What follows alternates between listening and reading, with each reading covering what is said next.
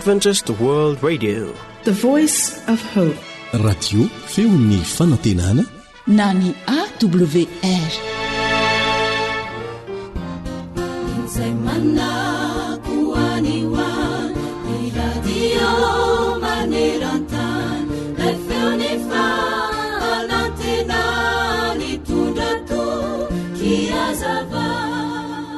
Tamin'ny fahadimy volana May taona 1970 dia feno 20 taona ity lehilahy teratany namibianina antsoina hoe Enos, izay mirefy 5.7 cm monja ny halavany.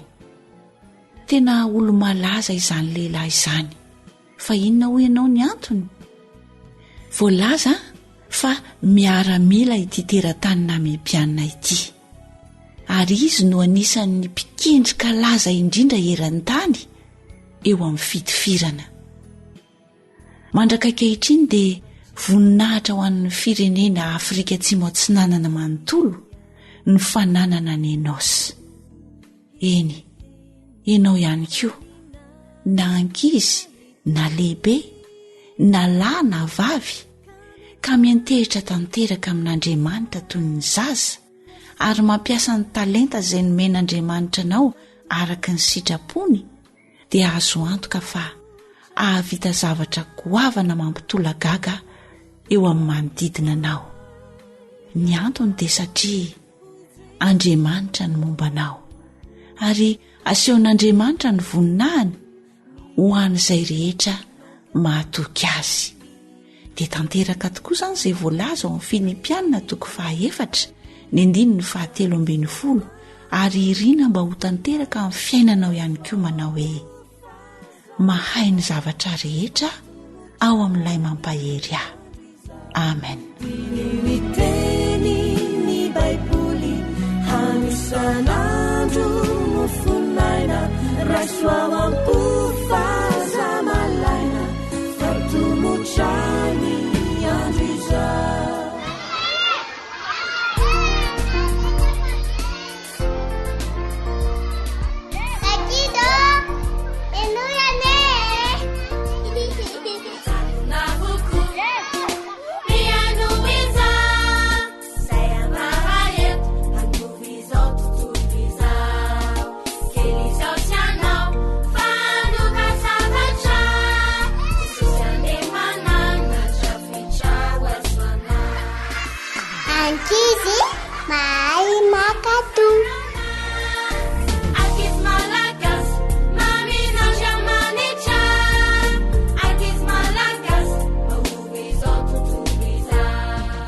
Dia tonga eo amin'ny fotoana natokana ho antsika ankizy indray sika arak-izy a. Mino izahay mpikarakara ny fandaharana eto amin'ny feon'ny fanantenana fa soa sy hafaly anao ny fiarahantsika eto na dia fotoana kelikely ihany aza. Dia mangina amin'izay ary dia meno finaritra.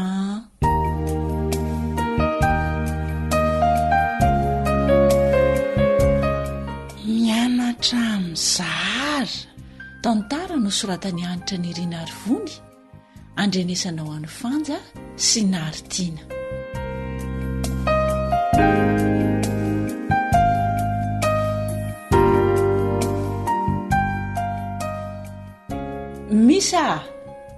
Misa, avy amin'izay bangona ny volonao fa tara eo nge.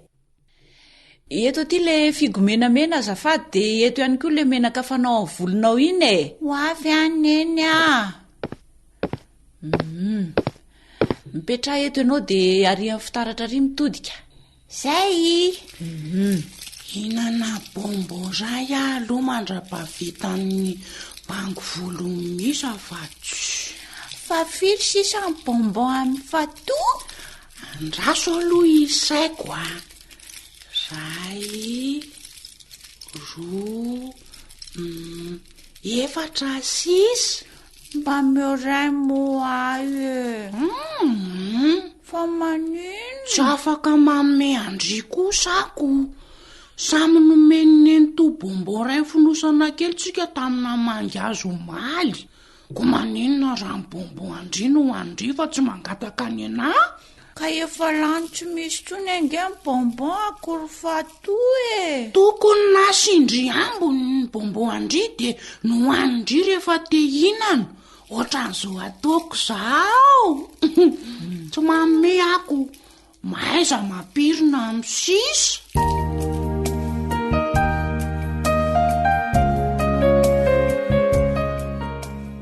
Orainy a tena tsy mety miovy amin'ny toetra ratsiny mihitsy enefa toa e.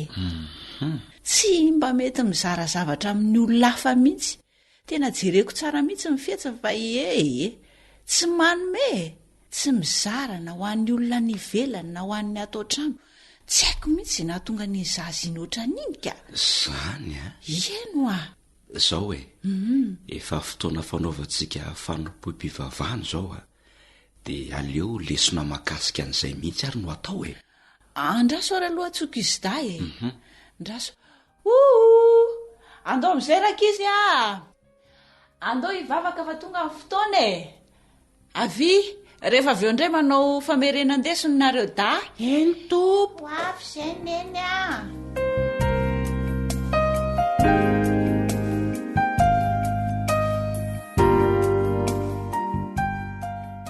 Araky ny vaky teny teo zany rakizy a. De maty teo ambony hazo fijaliany Jesosy mba hamonjy antsika zanany. Jesosy a no mipetraka teo amin'ny toerana tsara indrindra, milamina, madio, mahafinaritra e.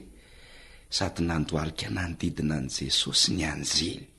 De na mirapiratra avokoa izay jeren'ny maso. Mahafinaritra zany e. Mahafinaritra ry fatoy e. Tena mahafinaritra mihitsy. Tany an-danitra moa zany dada. Zay indrindra. De tsy maintsy nandao ny lanitra izy. Nidina tetỳ an-tany mba hamonjy antsika rehetra. Satria nanota nadiritsika olombelona.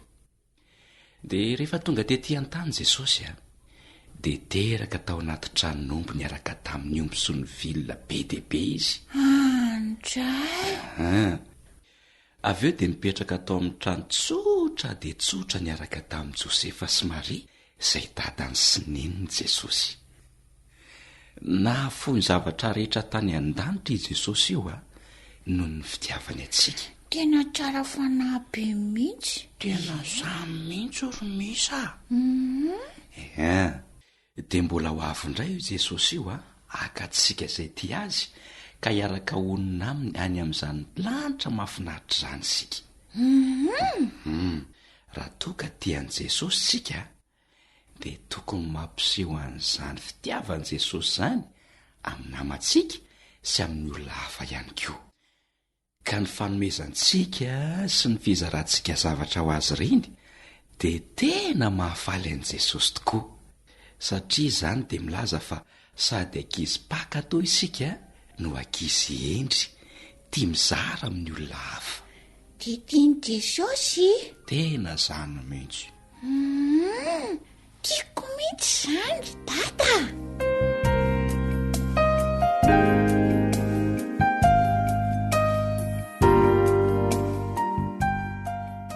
Ohatry fa angatsy mbola te hatory ianao ry fatoa no mipetraka eto fotsiny a. Ndana matory amin'izay. Misy zavatra mbola eritreretiko kely neny a. Ay, inona izany? Hoy dada hoe mizara zavatra rehetra ho antsika Jesosy.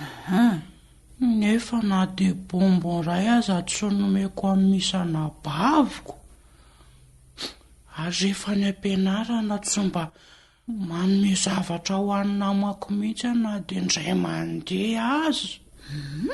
Nefa ny bonbon amisa fantatro tsara fa nomeny namany de nomeny koa dada sy neny fa ray ihany no hoaniny. Tsy tian'i Jesosy azy zany neny e. Sady tsy tia namako ihany koa fa tia tena ary neny a. Mampalahelo zany toetrako zany fa ndeha nandrana ny zara manomboka androany. Ay, atovy ary.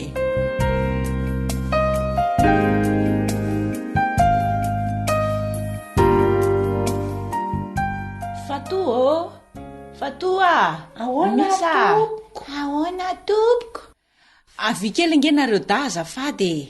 Ahoana neny? Aingana ho jereo, tia misy taratasy anaty valopy avy tany am-pianaranareo. Ty de nisokafako de gaga be afa nisy vola 590,000 tao anatiny. Fa anizy ty any misa sa any Fatoa? Ohatrenina tsara hoe neny? 590,000 e.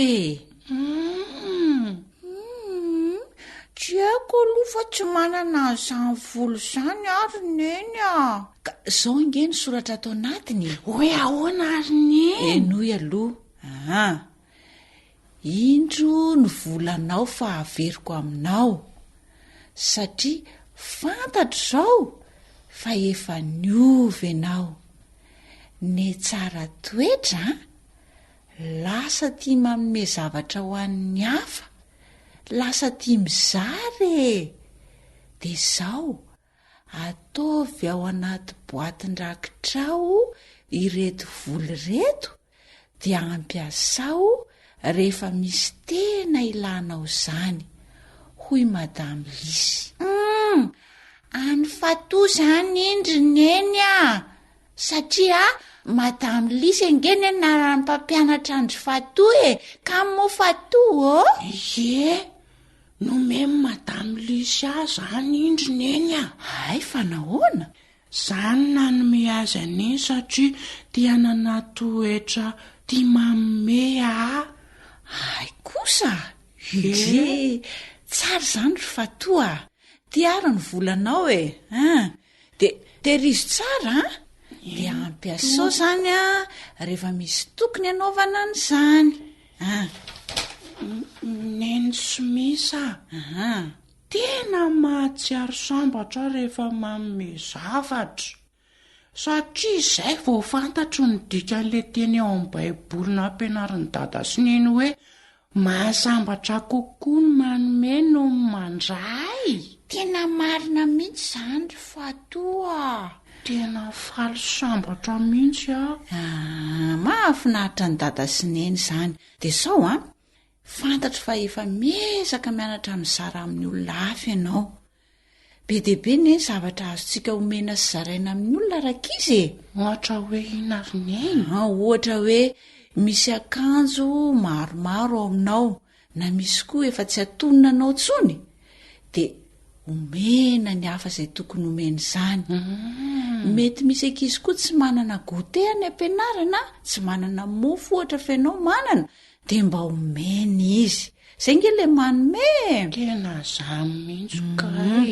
De mety manana kitapo maromaro ianao ao an-trano ao de mba omeo namanao izay tsy manana satria misy manana fa efa rovotra be mampalahelo be de mba omena izy. Zay nge le hoe manome. Tsy voatery mamorona fa zay zavatra ananana no ifampisarana. Ay, misy ohatra neny fa mazava tsara. De zao manomboka zao de tadidio fa ny fitiavana mizara amin'ny hafa de fomba anankiray anehoana ny fitiavantsika an' Jesosy. Azonareo ta zany? Eny tompo. De mahay zary mizara manomboka an'io.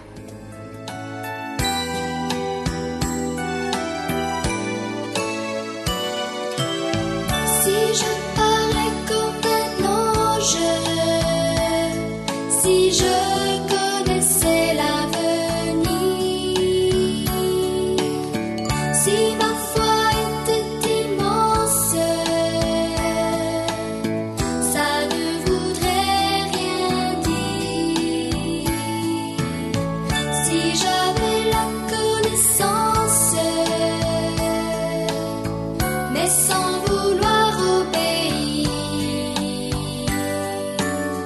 sans amour je ne serais rien, car le plus important c'est l'amour.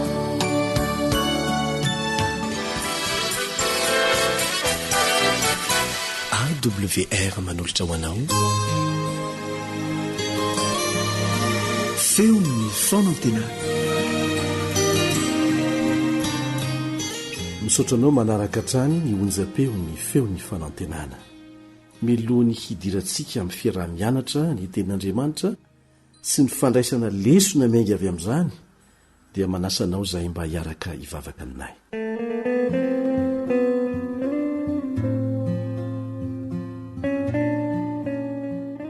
Raha izay ny an-danitra eo misaotranao izay satria mbola omenao tombontsoa hatrany anofo fahendrena, anofo fahalalana avy amin'ny teninao. Mangataka anao izay hanokatra ny masom-panahinay ahitanay zava-magaga avy amin'izany teninao izany amin'ny anaran'i Jesosy. Amen.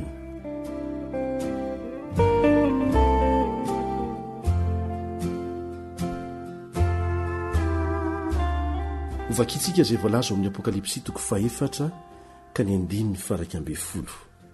Apokalipsy 4:1. Ianao tomponay sy Andriamanitray no miendrika andray ny voninahitra sy ny haja ary ny hery, fa ianao no nahary ny zavatra rehetra ary no ny sitraponao no nanisy sy nahary azy. Efa nianarantsika teo aloha ny amin'ireo toe-javatra mahagaga miseho eny amin'ny lanitra eny, ny fidadasika ireo voarin'Andriamanitra eo amin'ny tontolo izay no ariny. Manamafy ny tenin'Andriamanitra fa izy nahary ny zavatra rehetra ary ny sitrapony na nisy nahary azy. Araka ny hitantsika teo aloha, izao rehetra izao na ny univers dia midadasika no izay niheveran'ndia Galileo azy, no izay niheverantsika azy taloha. Ny tany misy antsika dia sombony ao anatin'ny firafitryireo planeta 9 sy zavatra hafa madinika izay miodina manodidina ny masoandro. Ny masoandro dia anankiray amin'ireo kintana lavitrisa ary mifanalavitra be amin'ireo kintana hafa. Ny kintana ankaiky antsika indrindra dia ilay kintana antsoina hoe Proxima Centauri. Io kintana akaiky antsika indrindra io dia any amin'ny 4 lavitrisa kilometatra na eo amin'ny 4.2 taona hazavana miala amin'ny tany misy azy. Any ambony tsy taka-maso any, lavitra loatra ny elanelana ka tsy kilometatra no ampiasaina ho enti mandrefy azy, fa taona hazavana no ilazana azy. Izany hoe ny alavirana vita ny hazavana ao anatin'ny herintaona. Izay no entina mandrefy. Ny hazavana izay mahavita 3 hetsy kilometatra isa-tsegondra. Tadidio fa 7 minitra no faharetan'ny fandehanan'ny hazavana avy eny amin'ny masoandro makety an-tany, izay mielanelana 7,707 sy 7 sy 5 hetsy sy 770 tapitrisa kilometatra. Lavitra dia lavitra. Raha mandeha sambon-danitra ho eny amin'ny io kintana akaiky antsika indrindra io ianao na ny Proxima Centauri zany, amin'ny hafainganam-pandeha 710 kilometatra isan'ora, dia afaka 570 taona vao ho tongeny. Saintsainy amin'izany. Raha manao sary ianao hanehoana ny elanelany tany sy ny Proxima Centauri, ilay kintana akaiky ny tany indrindra zany, dia izao no azo anoharana azy. Raha manao faingo anankiray ianao eo amin'ny taratasy haneho ny habean'ny tany, dia any amin'ny 1,0 kilometatra mialan'io faingo no isy ny Proxima Centauri. Ary io anefa ny kintana akaiky indrindra. Maro ny kintana lavitra dia lavitra, ka tsy hain'ny teknôlôjia antsika ny atonga antsika ho any satria ho fotoana lava dia lava ny ilaina. Midadasika lavitra no izay azon'ny ngiahy Galileo na ny olona hafa visafisaina izao rehetra izao. Tsy takatry ny saintsika ny abetsahany zavatra sy ny angovo misy eran'izao rehetra izao. Misaintsaina ny amin'izao rehetra izao isika dia fantatsika fa kintana maro no mandrafitra azy araka ny efa nianarantsika teto, kanefa misy zavatra hafa maro tsy hitantsika koa ao aminy. Araka ny hitantsika teo aloha dia tsy fantatsika marina nisan'ny kintana manerana an'izao rehetra izao. Kanefa raha tombanana ho 200 lavitrisa ny kintana ao amin'ny vain-danitra misy antsika, ary 570 lavitrisa farafakely ny vain-danitra dia azonao an-tsaina fa 5 alina sy 3 hetsy lavitrisa farafakeliny nisankintana ao anatin'izany rehetrarehetra izany. Tsy tratry ny saina ary nikintana hitany masonao, hitany masontsika dia ampahafolo ny monja amin'ny zavatra misy manerana n'izao rehetra izao. Ny sisa dia amin'ny endrika zava-mainty izay misy ireo zavatra kely loatra ka tsy haintsika fantarina ny fisiany. Ao koa ireo antsoina hoe lavaka mainty izay tena lehibe tokoa ka na dia niazavana aza tsy tafavoaka no ny herin'ny fisontonany. Zany zavatra rehetra izany dia mitondra fatranangovo betsaka dia betsaka tokoa. Tsy hainy saintsika takarina ny angovo misy manerana an'izao rehetra izao. Mamiratra ny kintana tsirairay satria mamoaka hafanana betsaka tokoa ka mamiratra hatramin'ny atoma. Voalaza fa nikitantsika ny masoandro manodidina ny tany misy atsika dia manana hafanana maherin'ny 5 tapitrisa degre. Zany fatranangovo be dehibe izany dia ampy anome hafanana ho an'ny planeta misy antsika ka ahafahany zava-maniry mitombo sy mamokatra sakafo. Ary tsarovy fa ny o masoandro hitantsika io dia tsy kintana lehibe na mafana raha hoarina amin'ny akabeazany kintana hafa. Tsy hainy saintsika refesina na visafisaina akory ny abetsahana angovo manerana an'izao rehetra izao. Ny velaran'izao rehetra izao sy ny angovo be dehibe raketiny dia mahatonga antsika olombelona metra-panontaniana vetrany ao anatintsika manao hoe avy aiza izany? Avy amin'ilay Jehova namorona asy ianao. Izy namorona an'izany rehetrarehetra izany.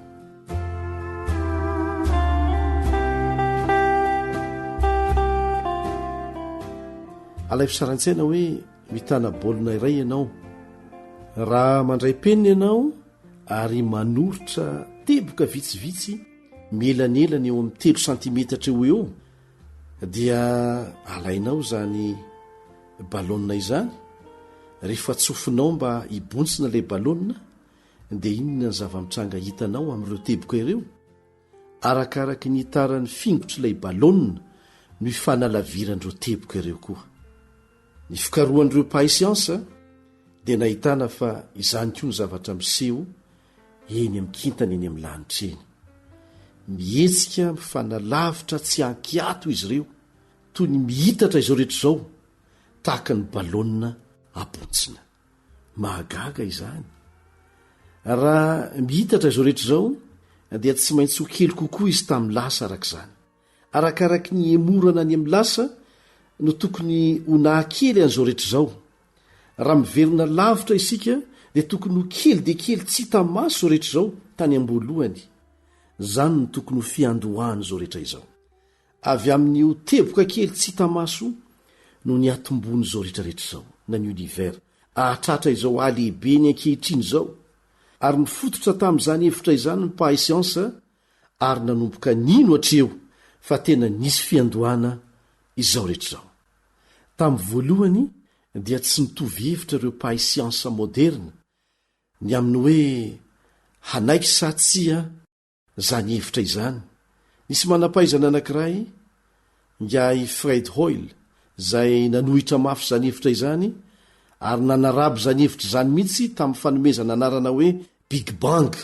Zay nilazany an'izany fitarana mahagaga izany. Big Bang. Nandritra ny fotoana maromaro dia mbola nampiasaina ihany zany teorian'ny Big Bang izany. Ny fikarohana natao tateoriana dia manamarina ny teorian'ny Big Bang ary manaiky izany ankehitriny ny akamaroan'ireo mpahay siansa. Mamoa fanontaniana lehibe vitsivitsy ny teorian'ny Big Bang. Inona natonga an'izao rehetra izao hipoitra avy amin'ny teboka kely anankiray na avy amin'ny tsy misy mihitsy? Mety ho vokatry ny kisendrasendra ve zany ho ianao?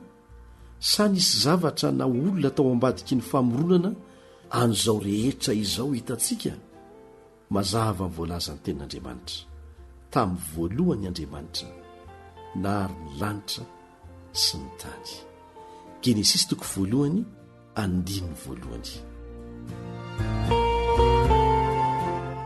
ilay feo ny fanantenana.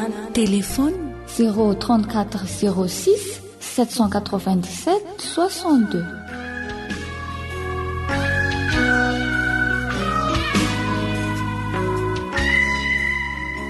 Tarika Harlala.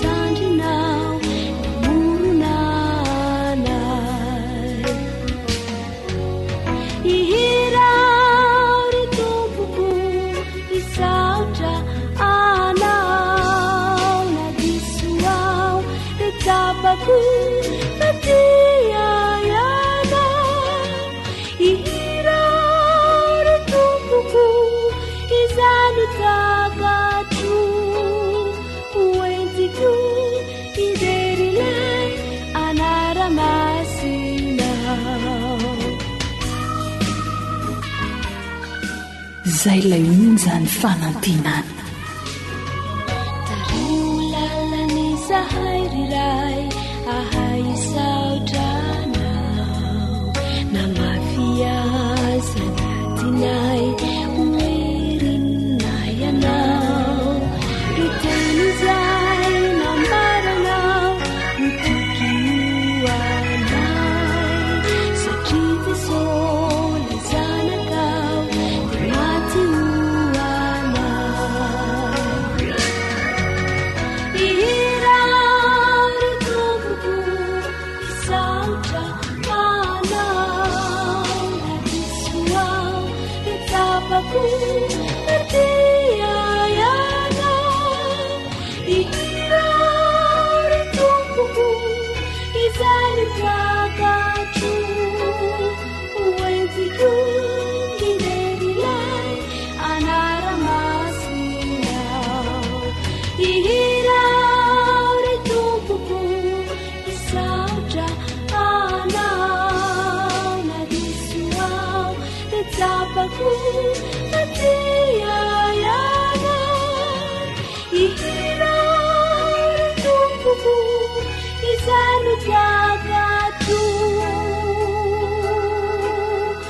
oentiko irerilay anaramasinao. Akoatra ny fienoana amin'ny alalan'ny podcast dia azonao atao ny miaino ny fandaran'ny AWR sampana teny malagasy amin'ny alalan'ny Facebook isanandro amin'ity pejy ity. AWR feon'ny fanantenana.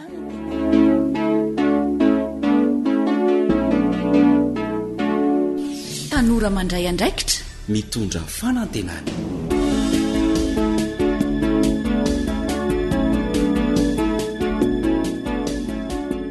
Miarahaba-tsika rehetra indray ny radio ny feon'ny fanantenana trany no arahanao ato anatin'ny fandaharana natokana ao antsika tanora dia manasanao anaraka izany hatramin'ny farany.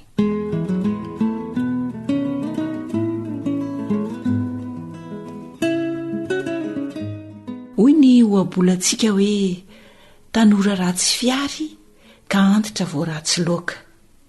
Mazava sady betsaka ny lesona azo raisina avy amin'izany oabolan'izany ho antsika tanora mbola tsy manambady indrindra indrindra. Dinidinika mahakasika izany ary no ndeha hiarahantsika mandre eto miaraka amin'ny namana Elion hialohavan'ny tantara anankiray aloha izany dia mino finaritra ary. Aleo miomana. Tantara nosoratan'i Zoanitra andrenisanao ny mpanoratra Fanja, Rila ary Nardina.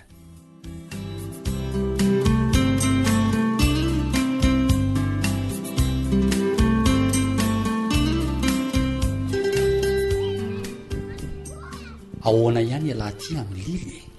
Lila? Mahafinaritra neny. sady izy efa mijerijery any la fa ela sisa noerany. Eny e, tsy lainga aloha le teny la hoe mahafinaritra izy e. Saingy manatompo elahy, azay mampisalasala ny vonjy toy io. Tsy zany mihitsy fa mbola mianatra aloha le zao a. Fa iza moa lesiny tsy mianatra ary vonjy a. Fa mba manana namana manokana iny e, zany daholo reny ankizy rehetra ireny fa vonjy fotsiny mandanjalanja azy e. Eny e, leo diniana tsara de hita eo e. Tandre moary sao atoandro fiterinondro vonjy ka ilozan'ny omby miahaka. Iza le tia nytovolatsy mitsiriritra ny lila. Ela ihany aloha hatramin'izao no andrindrininy sainy. Eritrereto tsara any zany e.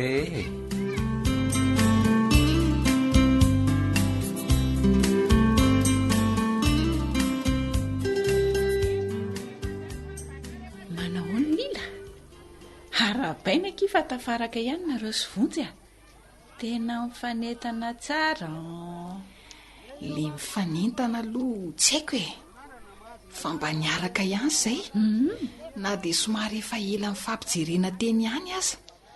Nareo sy mahery koa moa tsy laitra raha ampiditrako. Ka nareo kosa ne samy tia nefa samy tsy say e. Dia aleo mba asiana mpanelanelana amin'izay mety ny fiarahanareo e. Fa tena tia mianatra le vonjy volana. Izy aloha de zay e. Tsy atakalon'izay fianarana izany mihitsy ny fiarahanay mba mitsangatsangana. Zay somary olana kely indraindray e. Tsy aleo ve aki olona manao toy zany a. Toy izay olona tsy miraharaha no aviny. Heverindry tsy mandreraka angany mieritreritra ny mahery. Maninona izy? Ny vangabao foana no an-tsain'iny anadahako iny rehefa mahita ny kala vola soa izy. Eny, tsara ne le mitsinjo no hafa. Mba mila kolokoloana ihany koa ny fitiavany. Raha zao aloha no mitoy de mety hisaraka tsy ela ihany zay sy vonjy e. Gorlila, ahony aizy indri no hita olona oatra ny vonjy e. Ka tsy metiko. Sady endry izy no manaja. Nefa mba miaraka amin'ny ankizy rehetra ihany koa rehefa misy zavatra mahasoerahana. Ary tena nandinika ny vonjy mihitsy anie volan'izany e. Ka namany mahery ene ny atry ny fonom-bola kely ka hatramin'izao e. Fantatro tsara ny fomba fiainany. Ka raha izany nareo mihitsy anie zany no tokony miaraka fa tsy zay e. Andray tena tsy mitovy fiainaniko mihitsy akiny ka. Ny any fitiavana aloha vao ny zavatra hafa rehetra. Aza miteniteny foana rery lila. Samy hafa zany. Ka zany no iziko. Zao ny teniko amindry a. Hoe ahoana? Eritrereto ihany vao misaraka ny vonjy indri sao anenenany. Lila ki tsy maty akazo tokan'izany ry volana. Efa vita ny fitsapana fa tsy lany vonjy. Andra leo manova zay ny mety. De asandry ariko. Sahady ve? Zany e.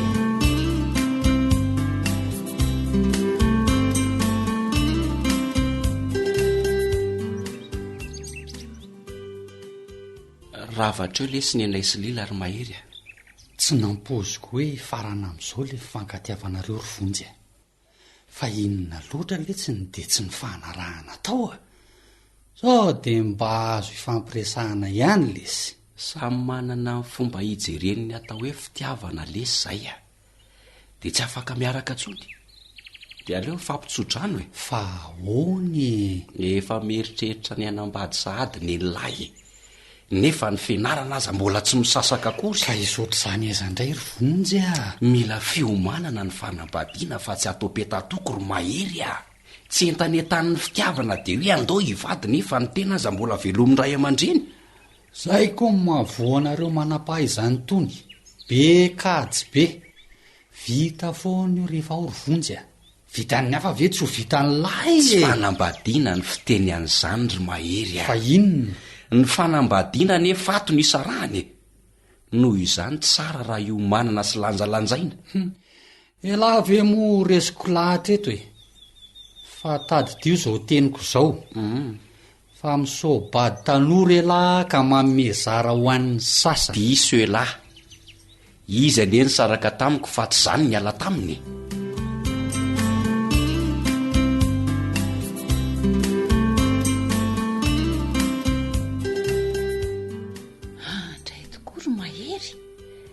hanambady ane ty lily ka te hanambady re izy iandry amin'ny vonjy mita fianarana kosa ve mbola tsy maina akory ny ravina ny nanana ane ty fahafaafy zay ndray volana mahita volana alohan'ny biby ka efa milazany hoe ai ny fitiavana tsy mahavany olana arabola rikala zany ene ny tenen'ny lilahy ay raha napozino zao de nalohany any aloha tsy nanambady zany ny tereny hitady vola ho azy fa izy o nefa nitady fa tsy mahita vo mafikala lila raha izany tokoa ny zava-misy mariny zaniko sady le zalavadiny tsy namatsika ka tsy hita ho resahana manahirana be nefa izy to efa be voka eno a mampalahelo ah izy nefa tsy hitako izay azo atao kiny nanao atao zao vo manimanina mivonjy sy ny fahendreny raha mba niaritra kely fotsiny anefa nino afanalai ny vonjy vady iny zany mihitsy ry mahery a ka nahatao aza hoe tsy nalai ny vady azy lila mba tokony nianatra tsara ny aloha izy afaka miasa zay vao manambady fa iza ny tena tianao teneniny zasa lila lila neny resahantsika da zao kanefa raha mahatohana anao de andray solesony zao mahazo azy zao trano tsy mazavako enoy aloha afa aza mora sendotre marina nefa lehilahy ianao kanefa zay indrindra aza mba mampijaly zanak'olona sy mampijaly tena fa omany tsara aloha ny lafi ny rehetra vo mieritreritra ny anambady so manaonao foana misaotra ry zandry eno a hijery no avy koa manomboka izao tsara ho hitandry tsara ny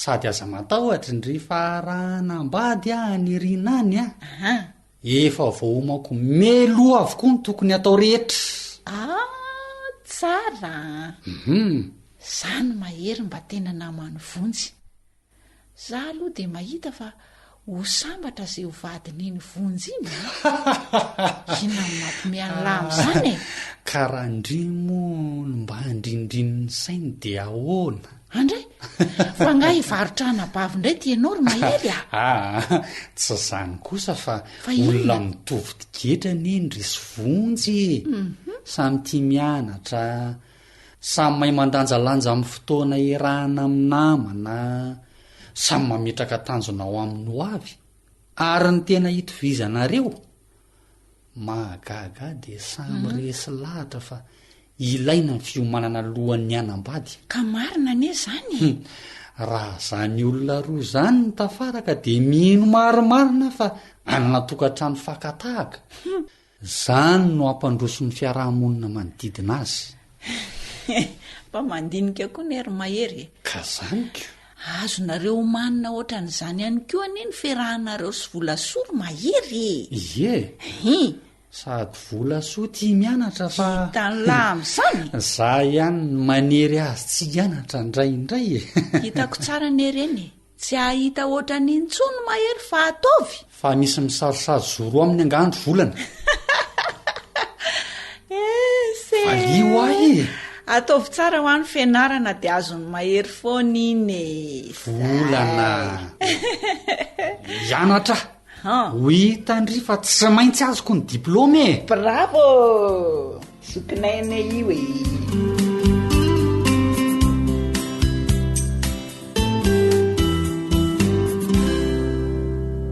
arabaina isika tanora rehetra mpanaraka ity fandarana ity tsy vaovao amintsika ihany koa ny fisehony zavatra novelomina ho tantara teo zava-misy miverimberina matetika mihitsy aza saingy mahagaga ihany fa tena vitsy no mahay maka lesona sy mandray fanapa-kevitra avy amin'izany ho antsika tanora indrindraindrindra manarakaraka ny fifandraisanao manokana amin'Andriamanitra dia aza atao tsirambona re ny fianarana na efa manambady azy ianao ny fianarana dia mampivoatra ny fiainana mampivoatra ny fifandraisanao amin'ny hafa mampivoatra ny fifandraisanao amin'Andriamanitra ary mampivoatra ihany koa ny fiarinao mihoatra noho izany raha mbola tsy manambady ianao no tena tsara indrindra amin'ny fanomanana n'izany hoe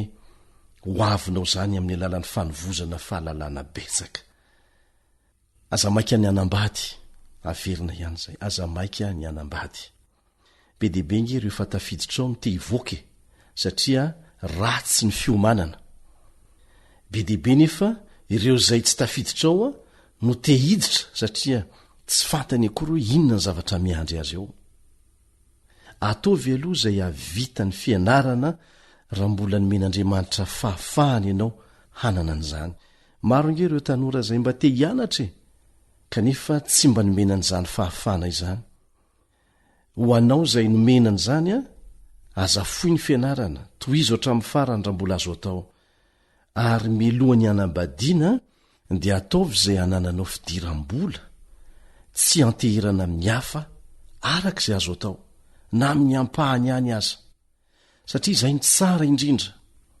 Tsy mitovy anie ny fiainana taloha sy ny amin'izao fotoana izao hoe mila manana fahaiza-manao ahazoana fidiram-bola avokoa ny lahy sy ny vavy rehefa mitokantrano ireo manambady soamantsara. Tsy tompony ampitso rahateo ianao sy izay olona ho vadinao. Aleo miezaka ny anana fidiram-bola avokoa na ny lana ny vavy afaka mifanohana sy mifanampy amin'izay fotoana izay. Ary tsy misasatra izay mamerina. Aza mitady vady fa ataovy izay atonga anao olona zay tokony ho alaina vady. Inona ny tiana ho resahana? Ataovy izay atonga anao vonona amin'ny lafiny rehetra arak'izay azo atao dia lasa ahasarika ireo olona nanao ezaka mitovy aminao koa ianao amin'izay fotoana izay. Ny olona tsy mihevitra afa-tsy ny miseho ivelany ihany no voasariky ny fisehony ivelany koa. Mamita tena ny tanora mientehitra amin'ny fisehona ivelany mba hisariana ny hafa ho tia azy. Satria aoka ho tsaronao tsara fa tsy ho elany dia ho hita fa pokaty ihany ianao pokaty ihany. Sahala amin'ny fiara tsara tefy, tsara loko nefa ratsy ny ao anatiny. Motera ratsy, ny boaty ratsy, ny ao anatiny mihitsy ratsy. Karoseria mamitaka hoy ny fitenin'ny olona. Dia tahaka izany ny olona miezaka hisintona ny hafa ho tia azy amin'ny fisehona ho tsara eo amin'ny ivelany fotsiny. Zay tsy milaza hoe ataovy tsirambina ny fisehony ivelany, tsia, tena ilaina mihitsy zany. Rehefa manambady indrindrandrindra ny vady jerijery. Indraindray rehefa manambady ny vehivavy na ny lehilahy dia manomboka manao tsirambina ny fisehony ivelany. Dia tsy magaga raha mitazatazana ireo mahakarakara tena ny velany indray ny lehilahy na ilay vehivavy. Ilaina ny fikarakarana ny fisehony ivelany. Tena ilaina mihitsy zany. Ilainao mikolokolo ny hatsarana no men'Andriamanitra anao. Saingy aza mientehitra amin'ny fisehona ivelany hisariana ny hafa ho tianao. Zay zany tsy pio tsara. Aza mientehitra amin'ny fisehona ivelany hisariana ny hafa ho tianao. Tokony ho vokatry ny kalitao anaty ny fisehony ivelany mba tsy ho madio ivelany tahaka ny fasanao ny fiteny. Satria sady amitaka ny tenanao ianao amin'izany no amitaka ny hafa ihany koa. Karakaro tsara ireo kalitao anaty manomboka amin'ny ara-panahy, ny fifandraisanao amin'Andriamanitra sy fifandraisana amin'ny hafa izany. Ny ara-tsaina, ny fianarana, tsindriana manokana izany. Ilaina ny mianatra foana, ny mianatra trany, mianatra ny zavatra rehetra, ary tsy voatery any am-pianarana be dehibe ny zavatra tsy ho hay any am-pianarana, kanefa ilaina eo amin'ny fiainana. Mianara, mamaky boky, mianara. Ara-petsepo, izany dia ilainao koa ny mianatra ny feany izany. Ireo kalitao anaty ireo no ifeny kalitao ivelany, ara-batana sy ara-tsosialy ara-pifandraisana. Averina ihany miezah mafy amin'ny famitana ny fianarana. Ary ataovy arak'izay azo atao ny anananao fidiram-bola na asa izay anamora kokoa ny lafiny fiariana rehefa tonga amin'ny fanambadiana ianao. Azonao atao mangataka ny ray aman-dreninao sy ny zoky mba hanomeanao fahafahana mianatra n'izany hoe mampidy-bola izany. Misy ireo ray aman-dreny izay manapa-kevitra mihitsy hoe rehefa feno taona ny zanany 12 taona de efa ampianariny omeny fahafahana miary omeny vola kely zany ho ampitomboina de ampianariny ny fomba ampitomboina n'iny vola iny de aveo dia misy ampahany na kiraro na akanjo na ekolazy any amin'ny fianarana mihitsy a zay tsy etoany ray aman-dreny tsony fa etoan'ilay zanany de miala tsy kelikely amin'ny fianterana amin'ny ray aman-dreny lay zanaka mandra-patonga ny fanambadiana zany ny tena fitezana tsara indrindra angataony zoky ny mpanabe anolo-tsainanao anoananao hianatra tsara sy hianatra ny miary ihany koa anana asa tsotra ampidiram-bola raha mbola tsy manambady anomananao anana no avy tsara zany ao avy azo antoka atonga anao tsy ho lasa vesatra ho an'ny fianakaviana sy ny fiarahamonina eto ampamaranana dia angatahanay ianao amin'ny fampiarana zay tianao atao fanapa-kevitra zay ho raisinao mba hitondran'izany ambavaka misy dikany lehibe le hoe entina mbavaka izany satana dia manao ny fomba rehetra anapotehana antsika amin'ny lafiny rehetra mihitsy zay ny asany noho izany a de tsy maintsy entitsika mbavaka atao ambavaka ny fanapa-kevitra ho raisitsika mikasika zay zavatra andresantsika teo ny afitanany fianarana hatramin'ny farany ny fianarana miary tady vola ampahamarinana ao anatin'ny ezaka mafy raha ilaina raha mbola tanora tsy manambady ianao ny tompony hanampy ny tanora tsirairay avy ny ray aman-dreny rehetra mba anana fahendrena amin'ny fifanohanana amin'izany lafiny zany fa manao mandra-peonao amin'ny manaraka indray ny zokinao Elion Andremitanso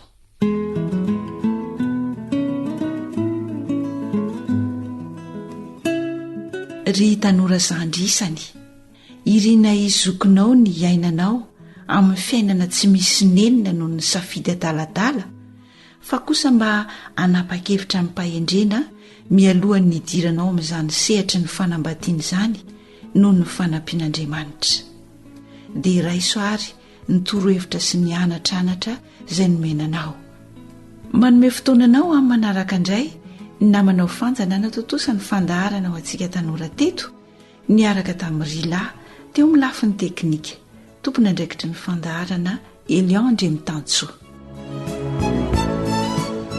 AWR boîte postale 700 Antananarivo 100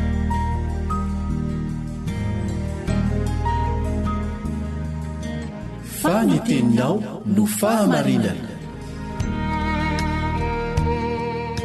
taridalana manokana fianarana baiboly avoaka ny fiangonana advantista maneran-tany iarahanao amin'ny radio feo ny fanantenana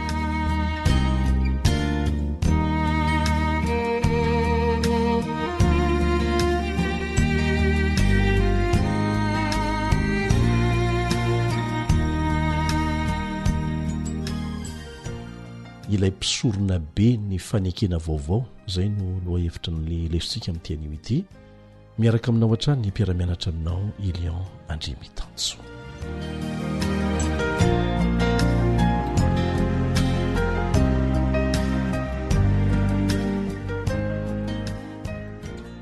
asa raha tsaroantsika ny zavatra nataon'Andriamanitra hanaronana ny fitanjahany Adama sy Eva rehefa nanota izy ireo zao ny vakitsika ao amin'ny Genesis 3:1-20 mikasika an'izany. Genesis 3:1-20 ary Jehovahandriamanitra nanao akanjo hoditra ho an'i Adama sy ny vadiny ka napy akanjo azy. Ny hevitra izany dia izao nisy biby novonoina sy nalatsa-drà dia nalaina ny hodiny mba hahafahana manafy ny fitanjahany Adama sy Eva. Niezaka foana izy ireo mba hanarona ny fitanjahany tamin'ny alalan'ny ravin-kazo. Goavana be ny ravin-kazo tamin'izany raha naharakotra ny fitanjahan-jareo saingy rehefa tonga ny atoandro dia maina ny hainandro izany dia miboridana ihany zareo. Dia tahakan'izany niezaka rehetra ataontsika maha-olona antsika mba hanaronana ny tsy fahamendrehantsika ny faratsitsika fa miboridana foana eo anatrehan'ilay andriamanitra tsy azo hoe tsarana velatsy dia miboridana foana. Efa trany amboalohany mihitsy no efa nisy biby novonoina mba hamonjena ny fitanjahany Adama sy Eva. Tandindona maneho an' Jesosy izany biby izany. Ny fahotako, ny fahotanao, ny fahotantsika rehetra dia nentiny teo amin'ny tenany teo amin'ny hazo fijaliana, fa ny fahamarinany tsy misy pentina kosa no natafy atsika, natafy ny fitanjahantsika. Ilay fitoerana masina teto tany izay ny fidian'Andriamanitra honenana teo amin'ny olony dia nifantoka tamin'ny fanaovana sorona ny biby. Rehefa nanota ny olona anankiray dia tsy maintsy nitondra biby atao fanatitra hisolo heloka azy. Kanefa tsy mifarana hatreo amin'ny fahafatesan'ireny biby ireny ny fanompompivavahana natao, fa aorianany famonoanan'ilay biby dia mbola manao fisoronana amin'ilay rà eo amin'ny fitoerana masina ny fisoronana izay natao an'ilay mpanota. Tandindona sy aloka fotsiny ihany maneho ny asa ho ataon'i Kristy ho famonjena n'izao tontolo izao anefa izany fanompompivavahana rehetra natao tany anefitra fahiny izany. Dia arak'izany, tahaka an'izany koa, tahaka an'ireo tandindona hafa ihany koa dia ny fanompoana atao amin'ny fitoerana masina izany, izay tsy nifarana hatreo amin'ny fahafatesan'ny biby, dia tsy nifarana hatreo amin'ny hahafatesan'i Jesosy teo amin'ny hazo fijaliana koriavana ny asan'i Kristy ho antsika. Fa mitohy any amin'ilay fitoerana masina tena izy any an-danitra hatramin'izao. Ary ny mampiavaka an'i Jesosy dia ity: izy ihany no maty ny solo heloka antsika, dia mbola izy ihany koa manao ny asan'ny mpisorona be ho antsika amin'izao fotoana izao. Izany no antony tsy ilantsika ondry sy mpisorona be intsony ety an-tany. Andeha ovakitsika ange izay voalaza ao amin'ny Hebreo 9:1-9 izay manazava tsara an'izany. Hebreo 9:1-9. Fampitahana ny fampompivavahana atao amin'ny tabernakely tetỳ an-tany sy ny any an-danitra izay ny lohateny ao. Ovakitsika: ary amin'izany zavatra lazaina izany dia izao ny fotony, manana mpisorona be toy izany isika dia ilay efa mipetraka eo ankavana ny seza fiandrianan'Andriamanitra avo indrindra, aiza? Any an-danitra, tsy etỳ an-tany intsony fa any an-danitra. Ary Jesosy no lazaina eto. 2. Mpanao fanompompivavahana ao amin'ny fitoerana masina sy ny tena tabernakely izay naoron'ny Tompo fa tsy olona, tsy ilay naoron'ny Mosesy fa naoron'ny Tompo tenany mihitsy. 3. Fa ny mpisorona be rehetra dia tendrena hanatitra fanomezana sy fanatitra, ary amin'izany dia tsy maintsy mba manakaterina koa izy. 4. Koa ety ambonin'ny tany dia tsy mba mpisorona kory izy, satria misy rahateo ireo manatitra sy fanomezana araka ny lalàna, dia ireo fanompompivavahana amin'izay endrika sy aloko ny zavatra any an-danitra. Ilay fanompompivavahana rehetra natao tetỳ an-tany dia endrika sy aloko ny zavatra any an-danitra. Ilay fanompompivavahana tena izy any amin'ny fitoerana masina tena izy any an-danitra. Dia toy izantsika, tahaka ny natoron'Andriamanitra ny Mosesy rehefa hanao ny tabernakely izy, fa hoy izy: tandremba ataonao araka ny endrika izay naseho taminao tao an-tendrombohitra ny zavatra rehetra. Ao amin'ny Eksodosy 12:5 no ahitantsika an'izay. Toy izantsika eo amin'ny 9 amin'ny Hebreo 9 ihany. Fa ankehitriny efa mahazo fanompompivavahana tsara noho ny an'ireny Jesosy, dia araka ny nanaovana azy ho mpanalalana amin'ny fanekena tsara lavitra izay natao tamin'ny teny fikasana tsara lavitra. Ka nahoana moa ny tsy ho tsara lavitra? Satria lay tena izy, lay nasaina nataon'ny Mosesy tetỳ an-tany, Andriamanitra mihitsy ny nanoro azy, dia natao mitovy endrika amin'ilay tany an-danitra. Saingy ilay tany an-danitra izany no tena izy. Ny fanompoana fivavahana rehetra ataon'i Jesosy ho antsika any an-danitra amin'izao fotoana izao no tena izy, ary mahasamy hafa le fanekena taloha sy ny fanekena vaovao. Ka amafisina tsara arak'izany fa tahaka ny isiany mpisorona sy ny asa fisoronana tao amin'ilay fitoerana masina tetỳ an-tany tao anatin'ilay fanekena taloha, no isiany mpisorona sy ny asa fisoronana koa any amin'ilay fitoerana masina any an-danitra ao anatin'ilay fanekena vaovao. Aloka sy tandindona ary sary fotsiny ihany araka nyvoalazo amin'ny Hebreo 7:5 zay nivakitsika teo aloka sy tandindona ary sary fotsiny ihany lay tetỳ an-tany tao amin'ilay fanekena taloha fa ny tena izy no miseho ao amin'ilay vaovao ary any an-danitra fa tsy eto an-tany intsony na ao amin'ilay fanekena taloha nefa na amin'ilay fanekena vaovao dia tsy miova ny votoaty ny fanekena mipetraka foana lay fehipetra ny fanekena dia ny fanajana ny didin'Andriamanitra ny tsy fankatoavana ny didin'Andriamanitra no natonga ny mpanota tsy maintsy mitondra fanatitra ondry atao fanatitra hovonoina tao amin'ilay fanekena taloha ary mbola izany ihany no asan'i Kristy amin'ny mampisorona be azy ao an-danitra amin'izao fotoana izao ny fahotana izay ataontsika rehefa mangataka famelan-keloka isika amin'ny fotsika manontolo dia Jesosy manao fanelanyelanana mba ahatonga antsika ahazo famelan-keloka feno mahasamy hafa azy dia izao Jesosy mivantana no ilay zanak'ondrin'Andriamanitra Jesosy mivantana no ilay mpisorona be ary Jesosy mivantana no mamela heloka amin'izao fotoana izao mba azotsika an-tsaina ve ny zavatra hitranga raha toa ka mbola asain'Andriamanitra mitondra ondry atao fanatitra isika amin'izao fotoana izao isaky ny manota ka ilay fanekena vaovao dia tsy manafona ny fepetra ny fanekena dia ny fanajana ny didin'Andriamanitra etsy an-dan'izay kosa ny fanohizana n'ireo fomba fanao tao amin'ny fitoerana masina tetỳ an-tany amin'izao fotoana izao taorianany nahafatesan'ilay zanak'ondrin'Andriamanitra dia fanaovana tsinitsinina mihitsy ny nahafatesan'i Jesosy sy ny asa fisoronana nataony any an-danitra amin'izao fotoana izao tsy biby tsy mahalala ninninona no misolo antsika fa Jesosy izay tsy manana ota tsy raham-biby fa rahan'i Kristy tsy fitoerana masina nataony tanan'olombelona fa ny tena taberina kely izay naoron'ny tompo fa tsy olona izany no mampiavaka ilay fanekena vaovao ary tsy mpisorona be olombelona mpanota mety diso ny manao fanompoana fanelanyelanana ho antsika isaky ny manota isika fa Jesosy ilay tsy manatsiny anko tsy ho adino mandrakizay izany ary sainy tsara ity voalazan'ny apôstôly Paoly ity ao amin'ny Hebreo 4:7 Hebreo 4:7 ataontsika ahoana ny fandositra raha tsy mitandrina izao famonjena lehibe izao isika efa no amorain'Andriamanitra zany ny fomba anatanterahantsika ny anjarantsika ao anatin'ilay fanekena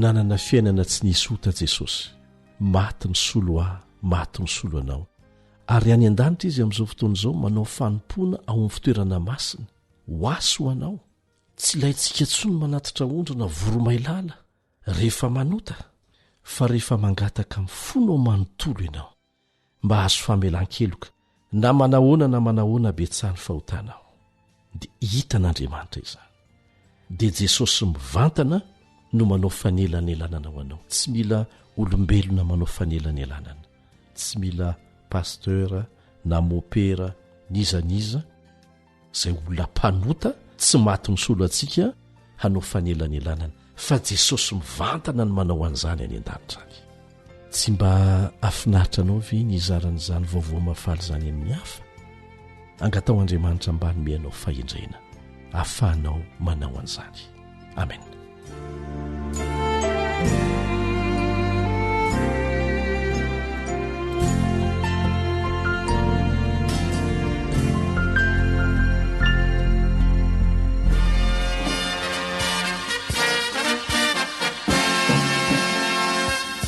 Adventist World Radio, The Voice of Hope. Radio feon'ny fanantenana. Ny farana treto ny fanarahanao ny fandaharan'ny radio feo fanantenana na ny AWR amin'ny teny malagasy. Azonao atao ny mamerina miaino sy maka maimaimpoana ny fandaharana vokarinay amin'ny teny pirenena mihoatriny 100 amin'ny fotoana rehetra. Raisoaryn'ny adresy ahafahanao manao izany. www.awr.org na www.feofanantenana.org.